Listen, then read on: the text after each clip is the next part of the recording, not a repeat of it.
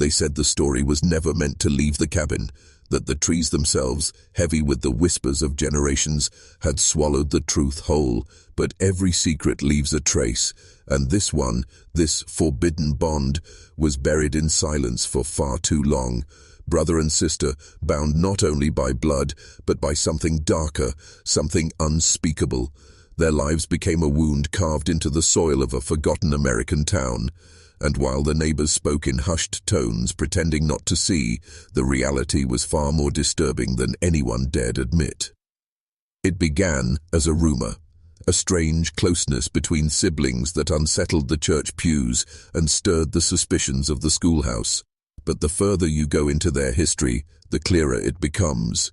This was no ordinary family, and theirs was no innocent companionship. Behind the walls of a weather-beaten farmhouse, hidden from prying eyes, love turned into obsession, and obsession decayed into something else entirely, a bond that defied every law of morality, a tether that would lead them down a path of ruin. The old journals that survived tell a story dripping with shame. One relative, decades later, would write of a sickness in the bloodline. Another would recall how the children never seemed quite like the others, quieter, watchful, carrying secrets in their eyes. And yet, what unfolded was not a sudden shock, but a slow erosion of boundaries. It was like watching the foundation of a house rot from within until the whole structure collapses on itself. Generations later, the town still won't speak their names aloud.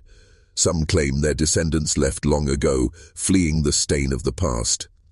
Others whisper that the bloodline still lingers, hidden in plain sight, the truth camouflaged behind new names and new homes. But the documents, the testimonies, and the rare photographs, they remain, and they tell us what had really happened. This isn't just a story of a forbidden romance. It is a story of how silence protects decay, how shame is inherited like a curse, and how a brother and sister stepped across a line that should never have been crossed. What follows is not folklore, not exaggeration, but the raw account of America's most unsettling family secret. The brother was the first to be noticed, tall, gaunt, with a quiet intensity that unsettled anyone who lingered too long in his presence. He spoke rarely, and when he did, it was with a strange detachment, as though his words were rehearsed, borrowed from someone else's mouth. His sister was the opposite, sharp-eyed, restless, her laughter carrying a brittle edge that felt out of place in the solemn stillness of their household. To the outside world, they seemed like shadows, moving through town with the same haunted rhythm, inseparable in ways that made others turn away. Their family had already been marked by misfortune.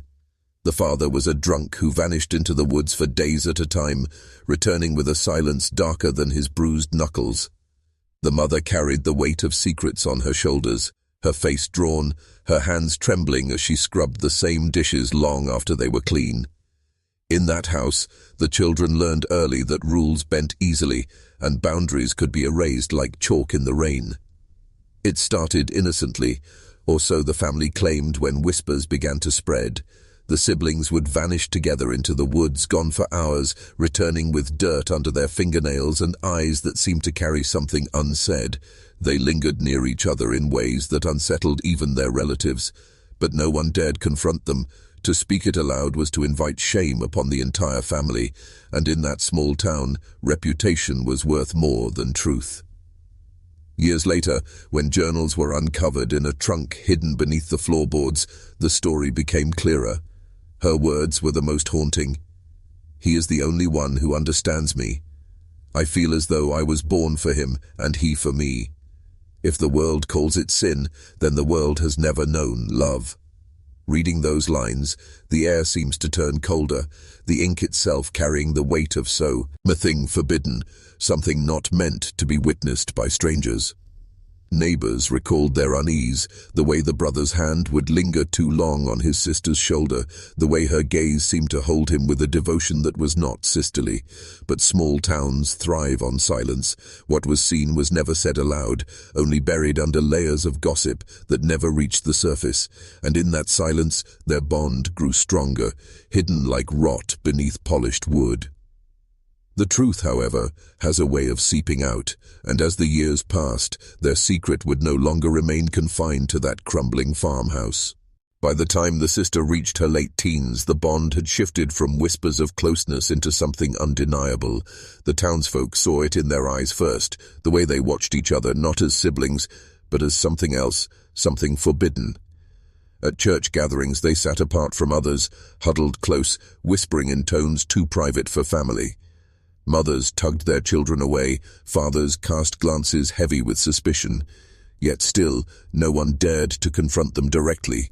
To name the sin was to invite it into the open, and the town preferred shadows to truth. The mother must have known.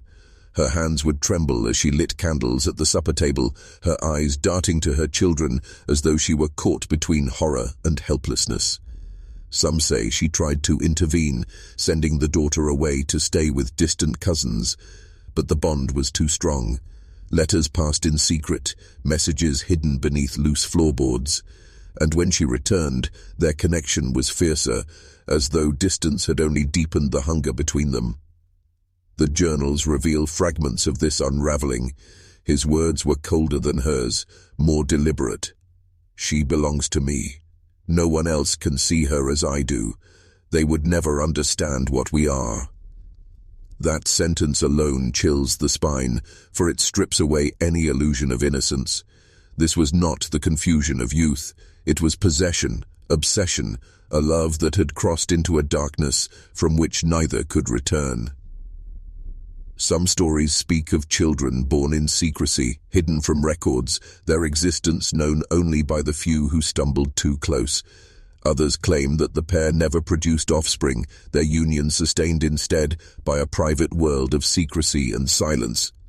What is certain is that they withdrew from society almost entirely.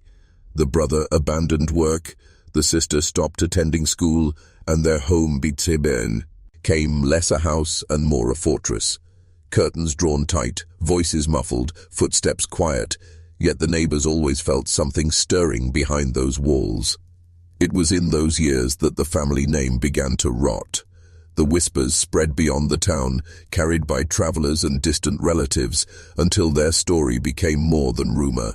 It became legend, a forbidden love festering in the woods of America, where shame was hidden and silence was its keeper. But every legend leaves scars, and this one was no different. The question was no longer whether the bond was real, it was how far it would go before it destroyed them both.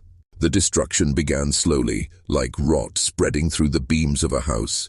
At first it was only the look of exhaustion in their mother's eyes, the way her face seemed older than her years, her shoulders hunched as if carrying a weight too heavy to name.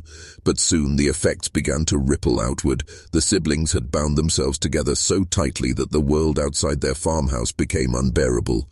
Neighbors spoke of strange screams in the night, muffled arguments that rose and fell like storms behind shuttered windows. Some claimed they saw the sister wandering barefoot in the fields, her hair tangled, her dress torn, muttering words no one could understand. The brother became possessive, aggressive even. Those who crossed his path said he carried a look that sent shivers down their spine, a hollow stare as if daring anyone to question him. Once, when a neighbor boy dared to speak kindly to his sister, the brother followed him home, standing silent at the edge of the property until the family locked their doors. Fear grew in the town, but so did the silence. No one intervened. The family was left to collapse in on itself, and collapse it did. The journals described nights of endless fighting, words scratched onto paper in a trembling hand. "He loves me too much," she wrote. "It feels like drowning, and yet I cannot breathe without him." The lines blur between love and torment, between devotion and captivity. For the sister, it was a bond she could not escape. For the brother, it was an obsession that consumed every part of him. When the father died, some say of drink, others whisper of something darker, the final thread holding the household together snapped. The mother withdrew entirely, locking herself in her room, emerging only rarely, her presence more ghost than living soul. By then, the siblings had become their own universe, shut away from the eyes of others, feeding off one another's presence like addicts who could not bear withdrawal. And yet, the more their bond deepened, the more their world decayed. The house itself fell into ruin, paint peeling, boards splitting, the roof sagging under years of neglect. But within that decay lived a secret stronger than the structure itself, a forbidden love that had crossed every boundary of decency, eating away not just at the family, but at the very fabric of the community around them. The town would later claim they had seen the signs all along, but the truth is simpler and darker. They chose not to act, because some horrors are easier left untouched until they fester too long to remain hidden. It was inevitable that the outside world would finally stumble across what the family had tried to bury. The breaking point came quietly, without warning, when a visitor from a neighboring county stopped at the farmhouse to deliver supplies. He later spoke of what he saw, two figures seated unnaturally close by the fire, their eyes locking with a strange intensity, their hands entwined not as siblings, but as lovers. He left in silence. Yet the vision haunted him so deeply that within weeks the whispers grew into accusations too heavy to contain. The town turned its eyes on the farmhouse at last. Men gathered at the church, speaking in low voices about sin and corruption. Women crossed themselves as they passed the property, refusing to let their children walk near the road that led to it. But confrontation never came. Fear and shame held them back, and so the brother and sister remained undisturbed, their secret festering deeper with each passing day. The journals from this time are the most chilling of all. His entries grow erratic, written in heavy strokes, words pressed so hard they nearly tore the paper. "The world wants to take her from me. I will never allow it. She is mine until death and beyond." Her writings, in contrast, flicker between devotion and despair. In one entry, she describes him as her savior, protector, and curse. In another, she confesses, "Sometimes I wonder if I am already dead, trapped in a life that belongs to no one but him." Rumors claim that children were born in those years, frail, sickly infants who did not survive long enough to be named. Some say they were buried in shallow graves behind the house, while others whisper that the woods swallowed them whole. No records exist, no graves marked, but the air around that farmhouse carried the weight of lives extinguished too soon. As the story spread beyond the town, it drew the attention of outsiders, reporters, investigators, even historians eager to expose the truth. But the family resisted. When questions came, doors remained locked. When letters arrived, they went unanswered, and when strangers approached, they were met with silence, or worse, with the cold stare of the brother standing guard, like a sentinel at the edge of the porch. If you're still watching, you're already braver than most. Tell us in the comments. What would you have done if this was your bloodline? Would you have spoken the truth, or let silence shield the shame? Because by then, silence had become the only language this family knew. And silence, as always, would demand its price. The price revealed itself in tragedy. One winter's night, when the snow pressed heavy against the roof and the world outside lay buried in silence, the mother's screams shattered the stillness. Neighbors swore they heard it echo across the fields, a sound raw with terror. But by morning the house was silent again, its windows black, its doors shut tight. When at last someone dared approach, the mother was gone. No body was ever recovered. Some believed she fled in madness, unable to endure the horror of what her children had become. Others whispered that she never left, that the siblings themselves had buried her beneath the very soil she once tended. From that moment on, the farmhouse ceased to be a home. It became a tomb. The siblings locked themselves inside, their lives reduced to shadows flickering in candlelight. The brother grew violent, his obsession tightening like a noose. The sister's writings from this period are fractured, scrawled in jagged lines that seem more like cries than words. I am his, and yet I am not. I feel the walls closing in. I fear he will not let me breathe without him. These fragments suggest a torment deeper than devotion. Love turned prison, desire turned curse. The town, sensing danger but unwilling to intervene, withdrew completely. Paths that once led past the farmhouse were avoided, children warned never to wander near. For years, the siblings lived in near total isolation, the house decaying around them. The roof sagged, the boards warped, and the fields grew wild, reclaiming what had once been tilled. From a distance it looked abandoned, but on quiet nights, neighbors swore they saw a dim glow flickering through the cracks in the shutters, proof that the forbidden bond still burned inside. Then, without warning, the sister vanished. Some claimed she died of sickness, her body hidden in an unmarked grave. Others believed she escaped at last, fleeing under the cover of darkness, leaving her brother to his obsession and his ruin. He was seen wandering the woods afterward, muttering to himself, his clothes torn, his face hollow, as if half of his soul had been ripped away.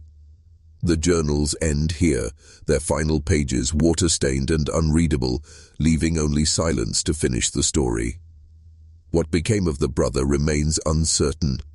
Some say he followed her into death, unable to exist without her. Others insist he lingered, haunting the ruins of the farmhouse, a spectre of obsession that refused to fade.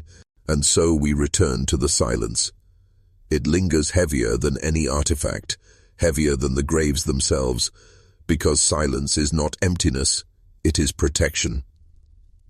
The people of Silent Valley understood that words could kill faster than famine.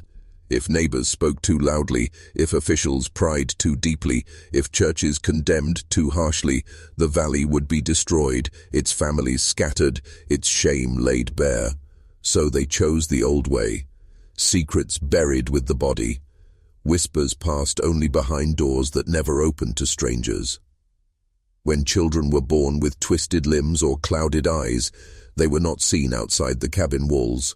Their cries never reached the chapel pews. Some lived in hidden rooms, raised in shadows until the day they too were lowered into shallow earth. Others simply vanished, names unrecorded, memory erased by silence. Generations carried this burden as though it were scripture: speak nothing, show nothing, pretend all is well. But silence is not a shield forever. It rots, just like wood eaten through by termites. Outsiders began to notice. Teachers in county schools whispered about the strange children sent from the valley. Doctors reported unusual patterns of birth defects, cases that seemed to cluster only in one place, only among one set of names. The silence frayed, the walls cracked, and soon the story slipped into the wider world. Yet even then, the valley endured, refusing to speak its truth aloud. Old men on porches looked away when asked about their kin. Women stirred pots of beans without answering when strangers pried, and children grew into adults carrying the same pact: protect the family, no matter the cost, no matter the curse. That is the real horror of Silent Valley, not only the deformities, not only the graves, but the silence that bound them together, tighter than any bloodline, passed down like inheritance, a vow to never let outsiders know the full extent of what happened in those hills. And so we ask, was the silence their greatest crime, or their only means of survival? Was it cowardice, or was it the final act of love for a family too entangled in its own blood to ever be free?